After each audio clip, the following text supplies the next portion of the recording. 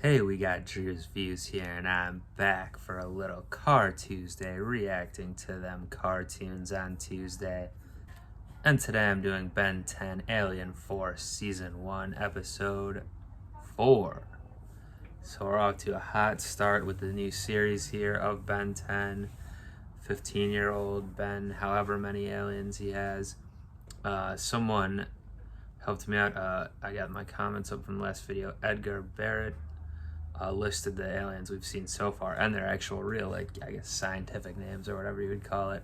So that was very helpful. And so we have Swamp Fire, which is a Methanosian. We've seen him twice now, episode 1 and 3 on the season.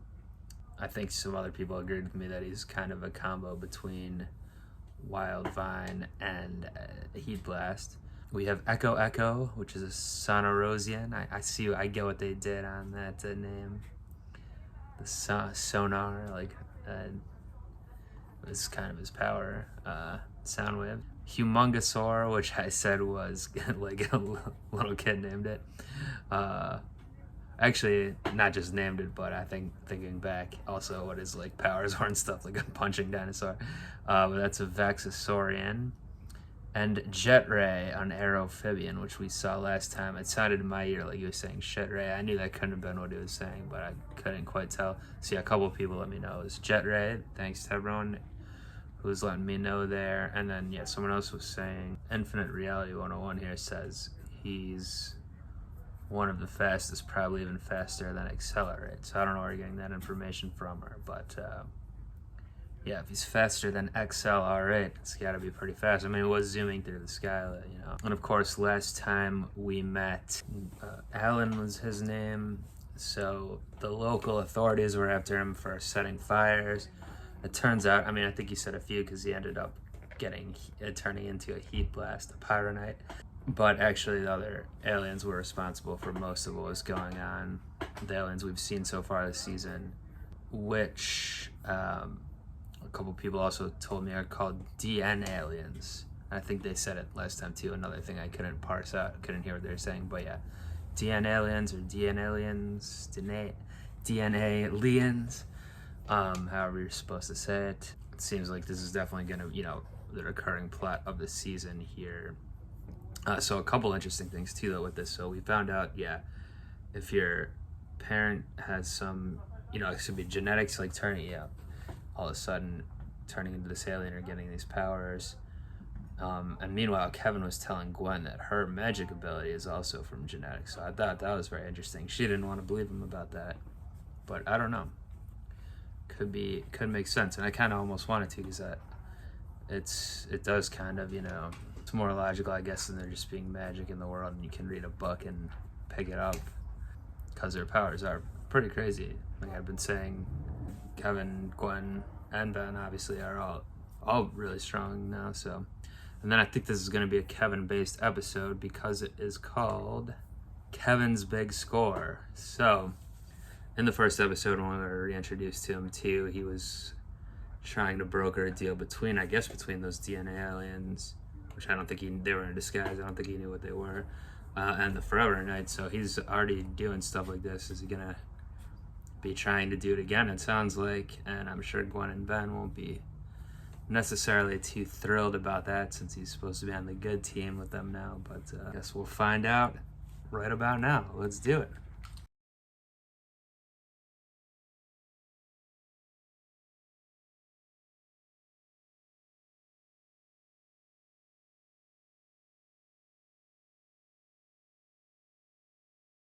Cool, okay, so Grandpa wants him to put together a team.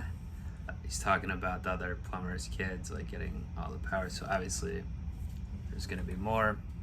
Seems to be where the storyline's progressing with the season here, which is definitely cool. I mean, that's what I wanted from the original series, or, you know, just something I like in the shows I watch in general, like an ongoing storyline that progresses. So definitely, and people have told me that this show would be, you know, this series would be more like that. So yeah, it's cool. So he was trying to get that message from Grandpa there. Yeah, well, the thing with him and Gwen, it is a little bit like I kind of said this already in the past episode, but I feel like there's like almost something missing. We should have seen something between them more to why she is into him so much now, or trusts him really. I mean, she didn't completely trust him, I guess, but she's giving him a lot of slack here, which Ben isn't, and Ben seems to be the smarter one about that. And he's saying at the end, yeah, you wouldn't believe me because of my past or whatever, but I mean, yeah. So I don't know. I mean, I'm not opposed to them having some kind of relationship here, like it seems they're going for, but I don't know. There's something missing from a character perspective with Gwen, I think, in terms of like the impetus for everything. But anyway, he was trying to do the right thing, I guess. His scumbag old porcupine alleyway friend there made several big mistakes. So yeah, so it's kind of a low-level villain for an episode. Again, given that all the powers the three of them have, but I guess then they did face down Vulcanus there. So yeah, I was kind of talking about it during the reaction, but it's cool to see him back. And the reveal, I guess, that he's like a little baby man underneath all of that is funny. He wanted the, whatever that crystal's called, that I believe is from the Diamond Head, and Kevin has that in him because of the Diamond Head part of him, I guess. And it was pretty cool. I mean, it's a little freaky looking, him getting turned into all that and stuck in place there. Definitely like some Star Wars influence in this one. It's happened in Ben 10 before, but you could see it pretty clearly in this with those little guys, teeth chattering guys were kind of like the Jawas from Star Wars, seemed like. And Kevin getting turned into that was kind of like the frozen in carbonite thing, you know. And yeah, it's not like Vulcanus really. He's like, I'm the agreements party here or whatever. I mean, it's true, I guess. Kevin has been double-crossing people all over town, so... And Ben's like, yeah, knows like he steals, lies, whatever, so... Definitely will need more rehabilitation from Kevin, I think, for me to trust him and everyone, Ben and everyone else. But it seems like he's on the right track, I guess. He wants to help out with this whole plumber situation. And it's the rust bucket, too. I can't remember now if they said that in a previous episode this season here. I kind of noticed it this time, but... Maybe Ben had mentioned it earlier in the first episode or something. And then, yeah, the new alien, we saw Big Chill. Little Ghost Freak vibes here and there, the way he talks. Certainly he kind of could turn into a ghost, or he could become invisible and, ghostly or non-corporeal or whatever. Just breathing ice or cold air and all that stuff. So most of the aliens here are pretty strong, have a lot going for them, not a lot of weaknesses, seems like. I mean, Kevin got him in the net trap or whatever from the rust bucket too, but with the infrared vision or whatever. But yeah, and the Big Chill, just the way he looks and everything is he does look more like a villain than like a hero. It's what a typical hero would look like. It looks more like a villainous, with the hood and everything, especially. So yeah, that's interesting too, but it's different. I mean, I definitely like the look of it.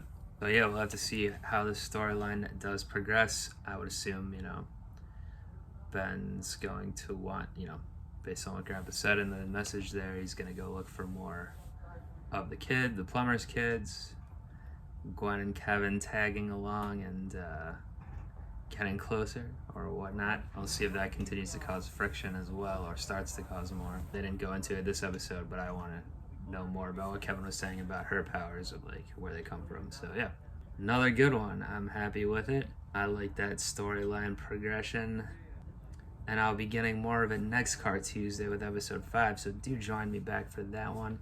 Do subscribe to the channel here if you're not already, or stay subscribed. Keep those comments coming, love to see that. And until then, I'm up out of here. Peace.